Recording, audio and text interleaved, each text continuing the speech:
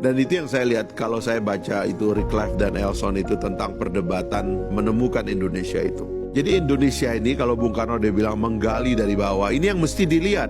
Penggalian itu dari mana ini semua berasal sehingga lahir 5 sila itu gitu, ketuhanan yang Maha Esa, kemanusiaan dan seterusnya itu. Kalau Elson mengatakan ini adalah persilangan di antara dua pikiran besar.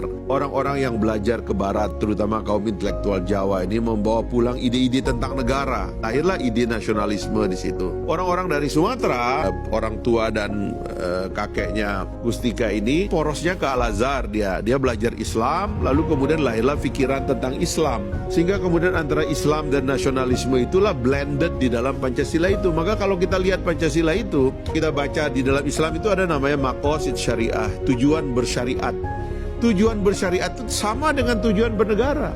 Makanya saya sering mengatakan kalau ada teman-teman Islam yang menentang Pancasila, itu keliru, karena sebenarnya syariat itu sama dengan Pancasila pikirannya. Ada yang nama yang pertama itu di dalam teori maqasid syariah itu dia bilang hifzuddin, ya, memelihara agama. Ketuhanan yang Maha Esa lahir. Hifzun nafs, memelihara manusia, memelihara jiwa, kemanusiaan lahir. Memelihara pikiran, permusyawaratan lahir. Jadi blending ini dalam Pancasila inilah yang menyatukan Nusantara. Karena klop betul memang ini adalah saripati daripada Republik kita. Itu yang dimaksud oleh Bung Karno, saya gali ini dari dalam tubuh bangsa Indonesia itu. Jadi sebenarnya itu sudah selesai. Tinggal sebenarnya yang kadang-kadang tidak clear itu, Bung Budiman. Dan ini teori dan teologi yang saya sering ungkap berkali-kali. Kapan orang itu berada di ruang negara? Kapan orang itu berada di ruang agamanya? Kapan orang itu berada di ruang publik?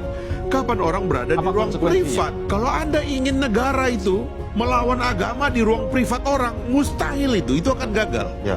Karena intensitas kita dengan agama itu sangat tinggi.